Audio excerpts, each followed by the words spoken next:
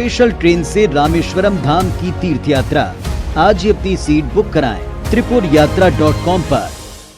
छत्तीसगढ़ में जहां पर कुछ क्षेत्रों में मानसून का कहर है, तो वहीं गजराज का आतंक भी थमने का नाम नहीं ले रहा है। तपकरा वन परिक्षेत्र में हाथियों का उत्पात देखने को मिला है, जहां पर 4 गांव में 7 हाथियों ने कई घरों को तोड़ा है और फसल भी बर्बाद की है।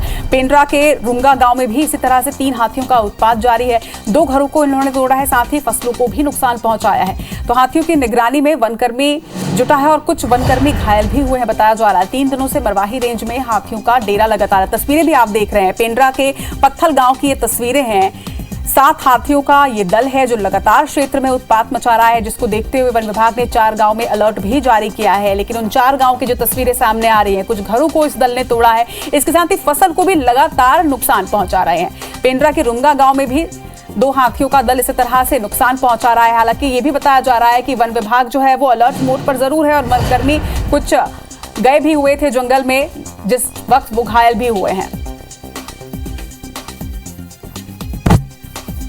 इस खबर पर ज्यादा जानकारी के साथ हमारे सहयोगी रमेश हमारे साथ जुड़ रहे हैं। रमेश, जिस तरह से तस्वीरें सामने आ रही है, हाथियों का एक बड़ा दल कुछ गांव में लगातार उत्पात मचा रहा है, वन विभाग का क्या कुछ कहना है? किस तरह से सुरक्षा के इंतजाम इन क्षेत्रों में उठाए जा रहे हैं?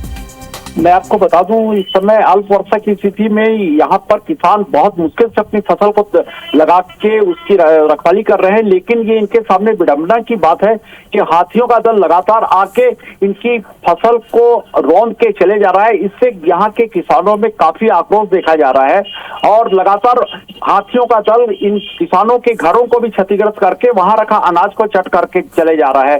इसको देखते हुए यहाँ वन अधिकारी सतर्कता के और ये जो जितने भी उपाय कर रहे हैं, उससे कोई भी अब तक इसमें एक ऐसा कोई सहायता नहीं मिल पा रही है जिससे कि किसान आश्वस्त होकर अपनी फसल को आसानी से लगा सकें, देख रेख कर सकें। तपकरा वन परिक्षेत्र में लंबे समय से वन अधिकारी का पद रिक्त है, जिसकी वजह से यहाँ दुलदुला के वन अधिकारी को कार्यभार दिया गया है। और जब किसानों को हाथियों की समस्या से मदद के लिए जब ये फोन लगाते हैं, तो वहां पर उनको वन अधिकारियों से मदद मिलने में काफी विलंब हो जाता है। इसी कारण यहाँ के जो 4 गाँव में हाथियों का उत्पात काफी लगातार बढ़ते जा रहा है।